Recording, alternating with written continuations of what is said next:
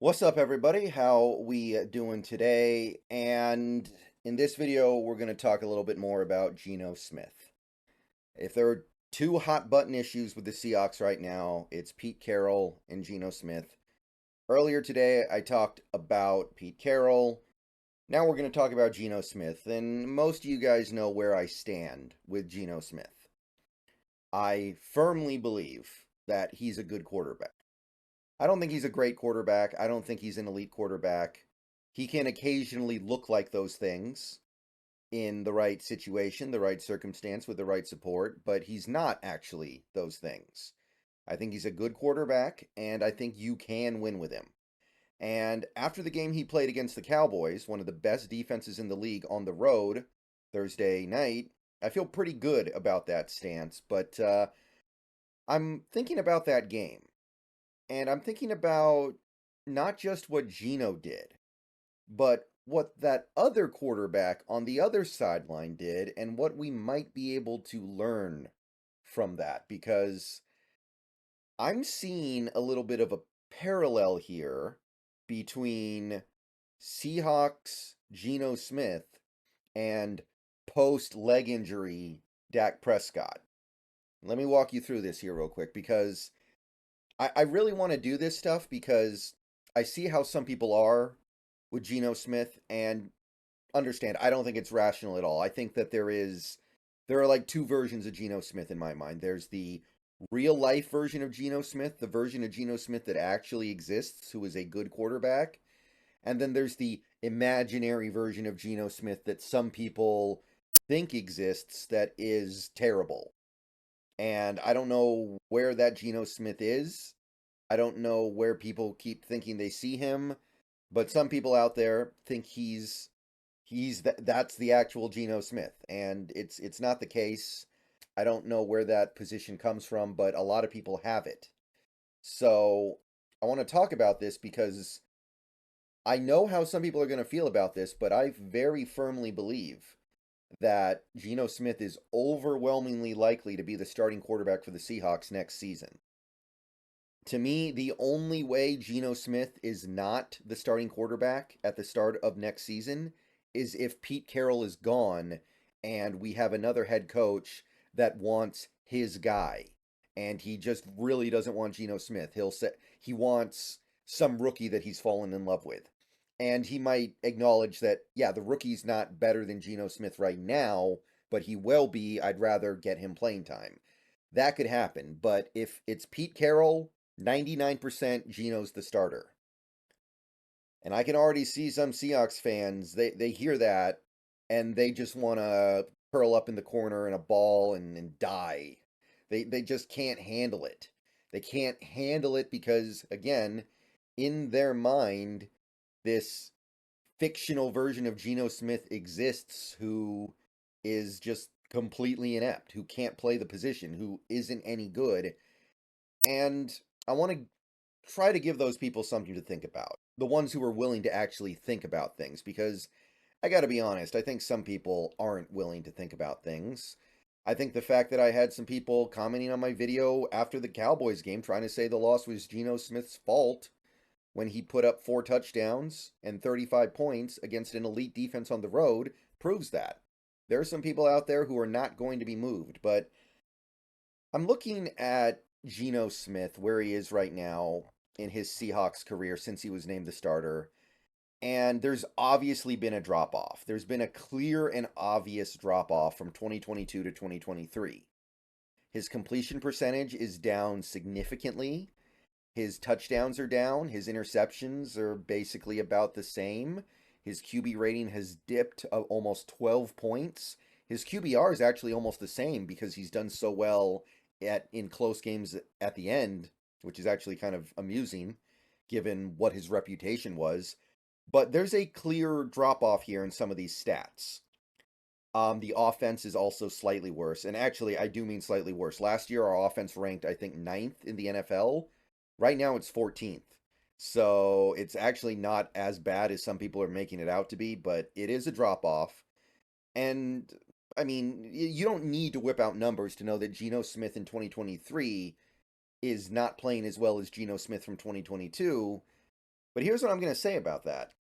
Do you guys think that Geno Smith from 2022 and Geno Smith from 2023 are different in any actual tangible way? Do you think they're different people? Do you think his arm has gotten weaker? Do you think his brain has regressed? Do you think he's different in some meaningful way as a player in the NFL? To me, the answer is very clearly no. He's not at the point where he should be falling off because of age. It's not like maybe he's had a couple injuries this year, minor injuries that maybe have affected his play slightly. That would be, I think, a pretty small factor here. But if that's the case, that's something that isn't really intrinsic to Geno. That's just temporary because he got hurt. To me, it's very clear. Geno from 2022 and Geno from this year, it's still basically the same player. And watching that Cowboys game on Thursday night, I couldn't help but think about this in relation to Dak Prescott, because Dak Prescott went through a similar up and down over these last few years. And I mean, whatever you want to say about that game, Dak Prescott played really well. So let's look at Dak Prescott over the last 3 seasons since the injury, which negatively affected his career for sure. He was less mobile after that. He definitely came out of that injury a changed player. So after that injury, he comes back in 2021 and plays really well. He has his best all-around season, except for maybe his rookie year. And I think it's clear that in 2021, he was better than he was as a rookie. As a rookie, he was just really efficient, handed the ball off to Zeke Elliott a lot, and watched him do stuff. 2021, Dak Prescott had really high completion percentage, almost 69%, almost 4,500 yards, 37 touchdowns, 10 interceptions, QB rating all-time high. QBR was pretty good too. Ironically, because of some late game struggles in close games, it actually wasn't that high, but the numbers are there. Those are the numbers of an elite quarterback. And then 2022 happens, and there's a big regression.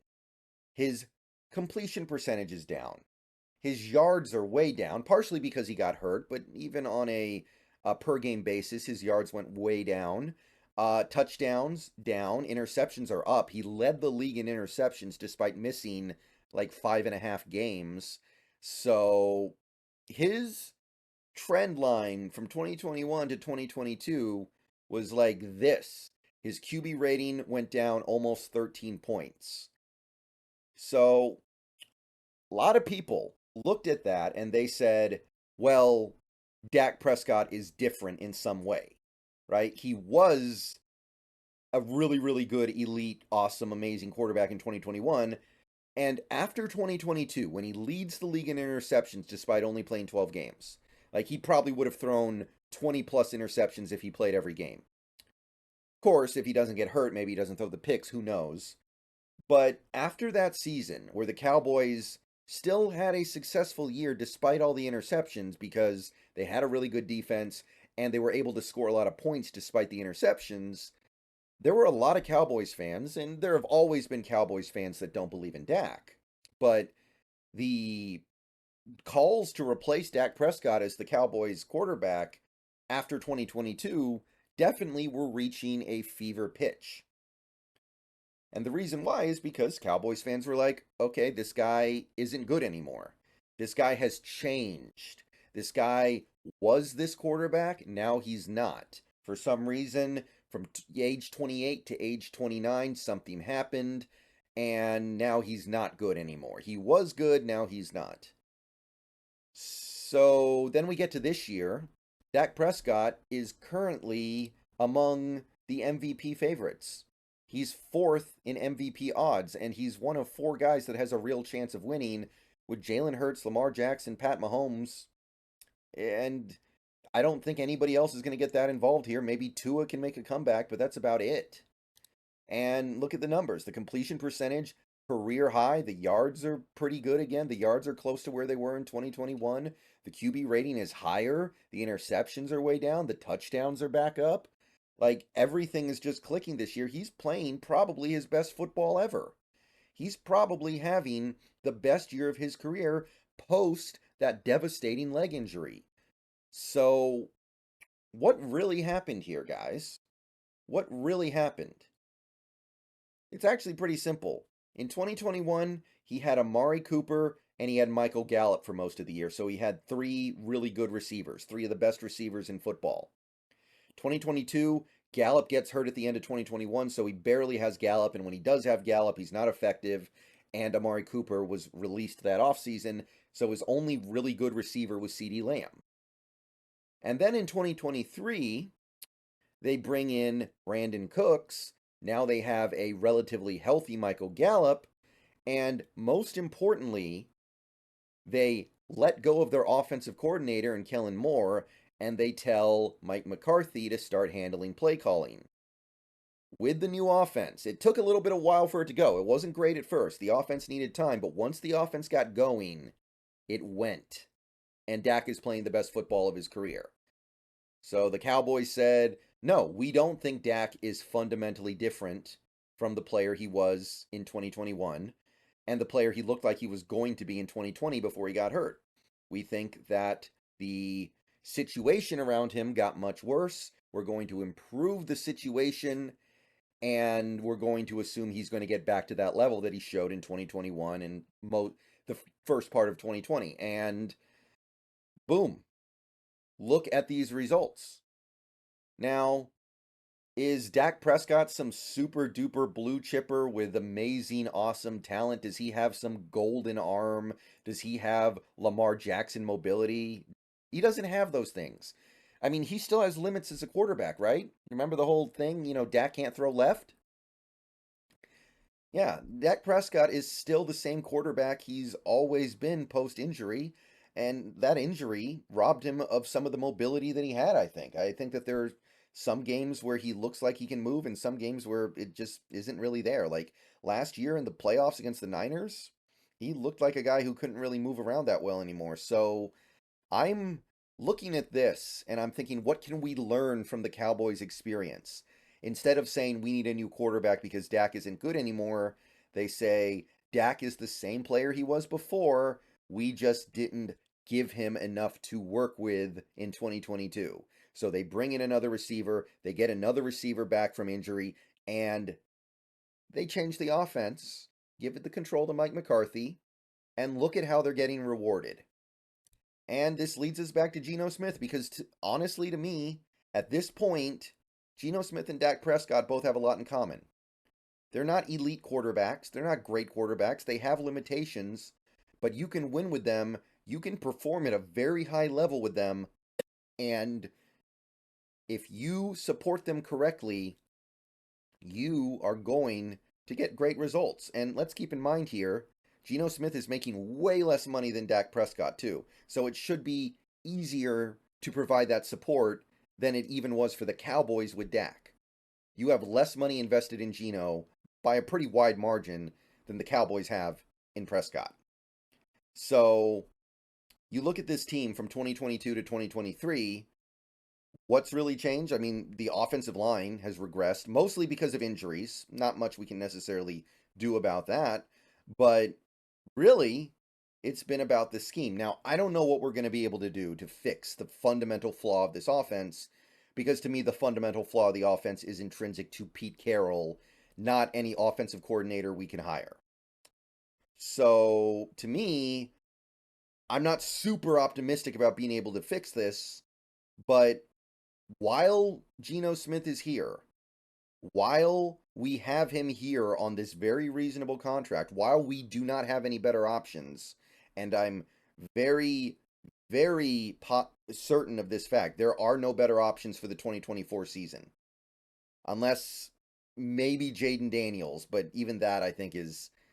I think you're kind of kidding yourself if you think rookie Jaden Daniels is going to be better than next year Geno Smith. I think that's, again, that comes from that weird belief some people have that Geno Smith is much worse than he is. That has no basis in reality. So why not try to fix the things around Geno Smith so he can play like he did in 2022. That's the lesson here. All right, see you guys later. Go Hawks. Let me know what you think. But I'm serious, guys. Look at the other sideline from this most recent game. Look at the opposite sideline from this most recent game. Look at what Dak Prescott is doing right now. Look at what he did last year. Look at what he did 2 years ago. And try to put the pieces together here, guys. Put the puzzle pieces together. Dak Prescott was not the first overall pick. He's not some super duper generational blue chip generational talent guy. He's a good quarterback.